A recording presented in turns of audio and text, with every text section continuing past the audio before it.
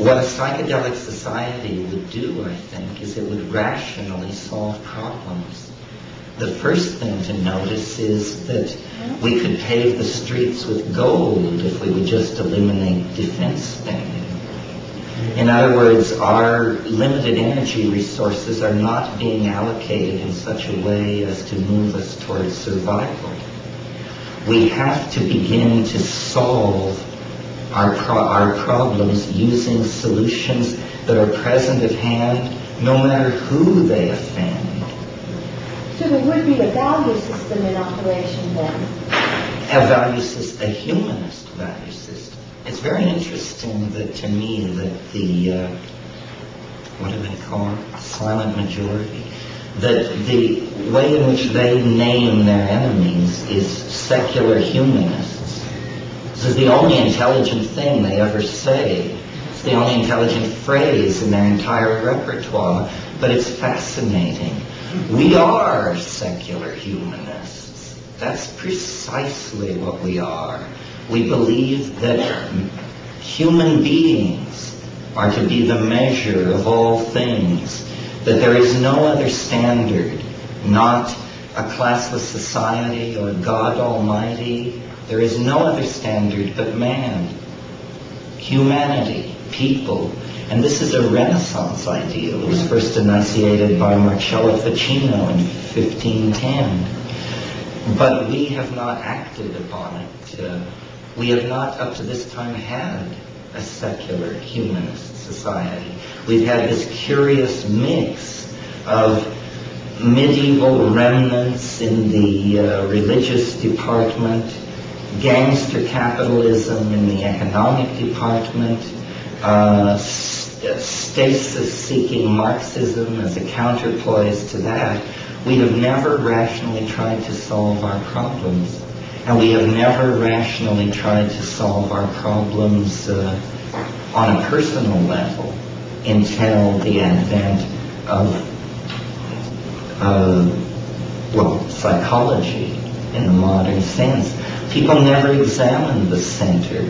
They thought of the center as a mirrored bead, and that you didn't ask questions about the self or motive or the relationship of your worldview to trauma, expectation, class level. All of these things we have become aware of as we have steadily retreated from the illusion of a world deployed in three-dimensional space. And we're only at the beginning of this process. For instance, I don't say this to knock Esalen. I say it as an example. I think Esalen is definitely the cutting edge of things and has been for some time. But isn't it preposterous that Esalen operates under the laws of the United States, which make taking these drugs illegal? They must do that. They must do that. They have no choice, whatever their private opinions may be. And all institutions are in that bind. There's no such thing as a revolutionary institution. There are only revolutionary people. And this is why this de-emphasis on belief systems and their support systems, which are institutions, seems to me the essence of this psychedelic message.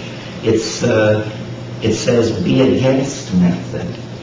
Don't be enslaved to method. Embrace anarchy. Anarchy has a bad name because in the political arena, it's a weird number. But in philosophy, in science, in love, and in human relations generally, it seems to me it is the most respectable system based on its track record. Any others? Yes. Is there any way, is there any intrusive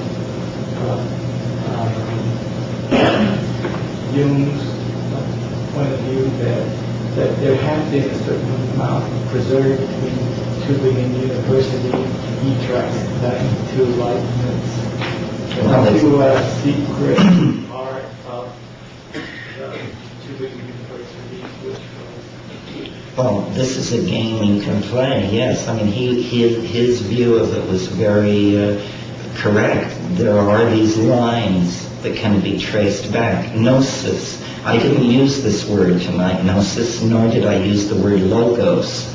But this notion of an accessible truth, which is self-evidently true when heard, is very close to the notion of the collectivity of the psychedelic society. My idea is that we could change the logos of the mystery religions from a religious mystery into a social reality. And that would be a social transformation, because it would essentially sacralize the secular humanist society that I mentioned. Yeah. I've been picking up a sort of an urgency of we got to do it and do it now type of thing as far as shamanism is concerned.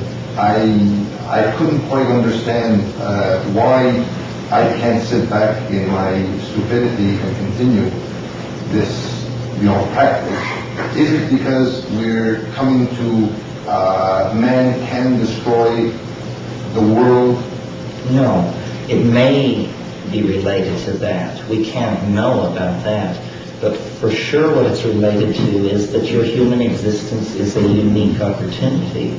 So it's only the opportunity. There is no great urgency as far as you see. It's not a matter of we got to do it now because we got ourselves into a bind, and if we don't get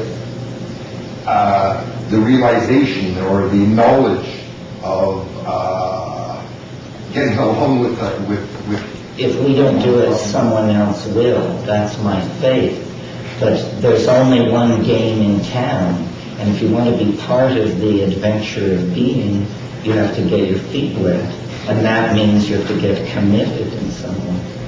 So if it's not done now, it'll be done in 100 years from now. This is coming. I mean, this wave has been rolling toward a completion since before the breakup of Pangea. This is the big picture.